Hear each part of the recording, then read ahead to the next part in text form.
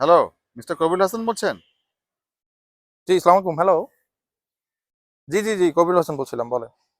যে আমি মায়াবানা পুঁতে ব্যাচে কোম্পানির এইচআর থেকে বলছিলাম। What? আচ্ছা, আচ্ছা। আপনি আমাদের এখানে মনে হয় জুনিয়র এক্সিকিউটিভ পোস্টের জন্য এপ্লাই করেছিলেন এইচআর এর, না? জি, আমাদের কিছু কোয়ারিজ ছিল। ওই ব্যাপারে আপনার সাথে একটু কথা বলতে চাচ্ছিলাম। তো আপনি তো এআই কাজ পারেন, না? জি, এআই এর কাজ পারি আমি। আমার প্রায় ৭ বছরের এক্সপেরিয়েন্স আছে। গ্রাফিক্স কাজ পারেন তো? হ্যাঁ, গ্রাফিক্স এর কাজও পারি। জি। আচ্ছা, ওই যে সেলারি যেটা আপনারা অ্যাডভার্টাইজমেন্টে দিয়েছিলেন ওইটাই তো আছে না? আরে ভাই, আপনি স্যালারির দিকে তাকাচ্ছেন কেন? আপনি আমাদের মতো একটা কোম্পানিতে কাজ করতে যাচ্ছেন, সেটা আপনি বুঝতেছেন না কত এটা আপনার জন্য প্রেস্টিজিয়াস ব্যাপার। না মানে সবই ঠিক আছে, কিন্তু ওই যে সেলারি ব্যাপারটা তো আসলে ওইটাই আছে না? হ্যাঁ, স্যালারি ওইটাই আছে যেটা বলা আছে। আপনি প্রকিউরমেন্টের কাজ পারেন তো, না? ওই ভেন্ডরের সাথে কিন্তু আপনার ডিল করতে হবে। জি। প্রকিউরমেন্ট এগুলো তো আলাদা ডিপার্টমেন্টের কাজ। আমি তো এইচ এর এপ্লাই করছিলাম।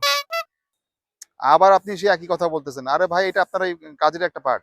আর শুনেন, আপনাকে কিন্তু বাইরে সেলস এর কলে যেতে হবে। আপনাকে বাইরে ক্লায়েন্টের সাথে ভিজিট করে যেতে হবে। ক্লায়েন্টের সাথে মিটিং করতে হবে। হ্যাঁ, সেলস বাই এইচআর কেমনে করে? আর শুনেন, শুক্রবার দিন কিন্তু বন্ধ থাকতে পারে, নাও থাকতে পারে। ঠিক আছে? আর অফিসের আপনার ঢোকার টাইম আছে 9, বেরোবার টাইম আল্লাহ জানে। বুঝতে পারছেন? শুক্রবারেও বন্ধ নাই? এখন আর সবকিছু চিন্তা ভাবনা করে যা বুঝলাম, আপনাকে আমরা মনে হয় 10 এর বেশি দিতে পারবো না।